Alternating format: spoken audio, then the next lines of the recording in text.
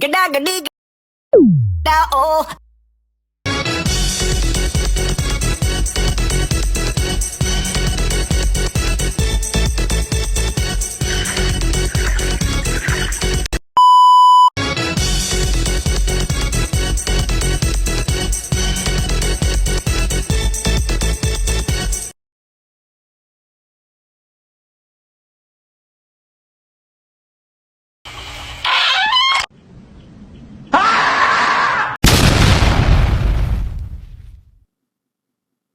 Halo semua, kamu sudah tahu kah belum apa itu harga transfer?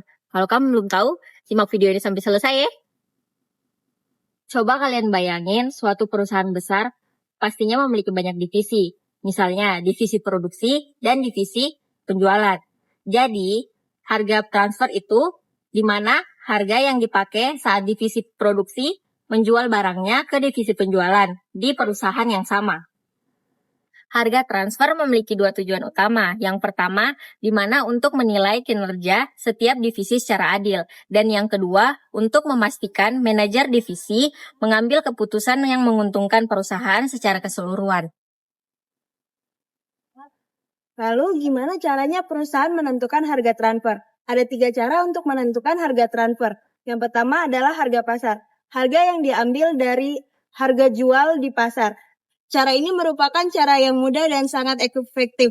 Yang kedua adalah harga berdasarkan biaya. Harga yang dihitung berdasarkan biaya produksi, baik secara penuh maupun variabel, dan ditambahkan sedikit keuntungan. Yang ketiga, harga negosiasi. Harga yang disepakati lewat tawar-menawar antara divisi penjual dan divisi pembeli. Jika dari 3 cara tersebut menimbulkan masalah, maka kita menggunakan 2 prinsip simpel, yaitu divisi penjualan mencatat harga jual A dan divisi pembeli mencatat harga jual B. Oke teman-teman, penerapan harga transfer ini sangat memengaruhi perilaku manajer. Apabila manajer merasa adil, maka manajer akan semakin termotivasi. Dan apabila manajer merasa tidak adil, maka akan timbul konflik. Contoh konflik, divisi produksi menjual ke divisi penjualan dengan harga yang sangat amat tinggi.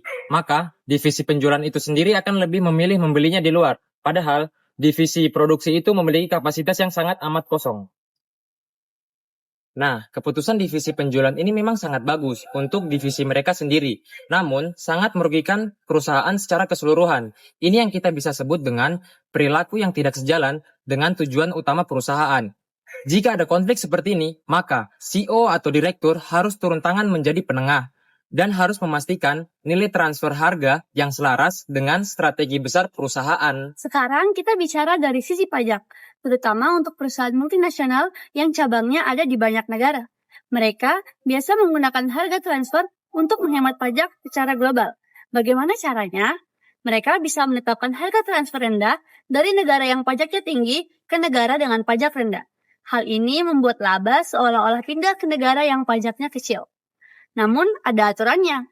Otoritas pajak mewajibkan perusahaan untuk menaati prinsip kewajaran atau ALP. Prinsip ini intinya mengatakan harga transaksi antar divisi harus sama dengan harga transaksi yang dilakukan oleh perusahaan yang tidak punya hubungan istimewa. Jika dicurigai ada kecurangan pajak, otoritas akan meminta dokumentasi transfer pricing. Ini adalah bukti yang harus disiapkan oleh perusahaan untuk meyakinkan otoritas bahwa harga transfer mereka sudah wajib dan sesuai dengan ALP.